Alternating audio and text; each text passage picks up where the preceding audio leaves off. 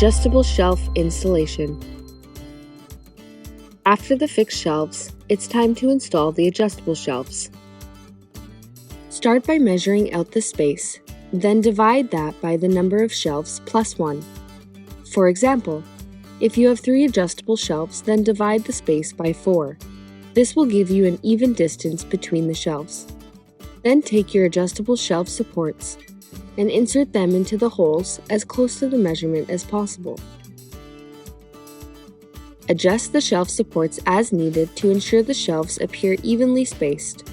Before you install the shelves, it's good practice to inspect them for any blemishes. Small things can be easily hidden if placed in high or low places. Next, we will identify which way the shelf is bowed. To do this, we want to look down the back edge of the shelf for the natural bow. The peak of this is called the crown, and we want to make sure that we put that up. Doing this will make it visually appear better and not like they are sagging. Make sure to insert the shelves on a slight angle so as to not bump them or scratch the gables. Go ahead and install all the adjustable shelves. Once they are in, you are ready for the next step.